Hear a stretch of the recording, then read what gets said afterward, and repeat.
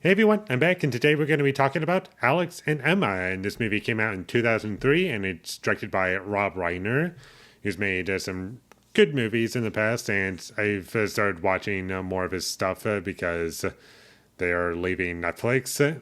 And out of the three that I've watched recently, I would say this one's my favorite. The other two that I saw recently were Rumor Has It and Ghosts of Mississippi.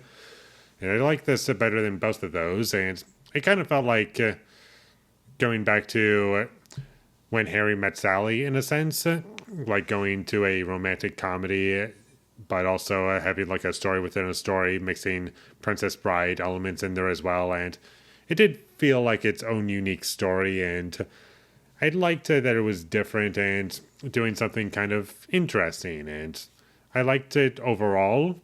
And I did enjoy the performances, and I thought both Luke Wilson and Kate Hudson played off well with each other, and they had good characters that I liked, and I liked the character dynamics in this film as well.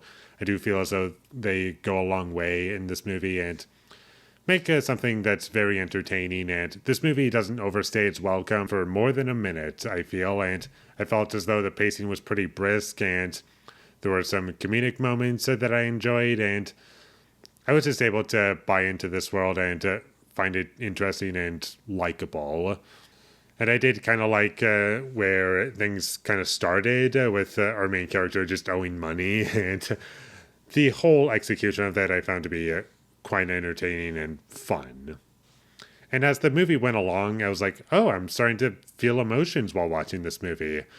And that's a good thing. A movie like this should make you feel emotions. And I was just expecting to be like a boring romance film where nothing really mattered or these characters didn't have chemistry. But it's actually the opposite. It was a film where characters were well realized and they had characters. And this movie doesn't fall into typical cliches necessarily that I'm really sick and tired of seeing.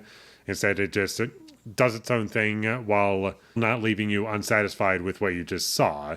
And I feel as though it does a good job with that. My only criticisms with this movie was that the music was bland to me. I just didn't care for it. And for the first half, I wasn't really glued to much in this film, but it did get better as it went along. Not saying it was great or fantastic. It was just, yeah, this is better than I thought it was going to be. And it wasn't bad at all to me. I was like, yeah, this is good. It's well made. It's doing what it intends to, and it has some clever ideas that work for me. And I liked this whole story about writing a story and what it ultimately represents. And it's interesting, and I liked where things went. And the characters were not just like bland pieces of paper where they're just like, yeah, they have like a couple things going for them. They also have some flaws, but that's about all there is to them.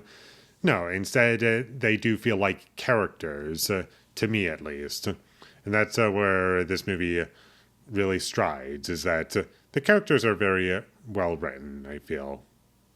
But just compared to Rob Reiner's other films that I've seen from him and liked, like comparing it to When Harry Met Sally or The Princess Bride, Misery, just doesn't quite reach there for me. And I just left thinking, yeah, it was good, just not great. But I'd be willing to check this movie out again, for sure.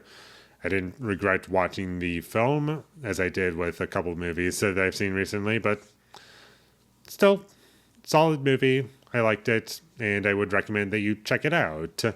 It'll probably be gone from Netflix by the time this gets up, but do check it out when you find the time. I think it's worth your time. And with all that being said, I'm going to give Alex and Emma a 6 out of 10.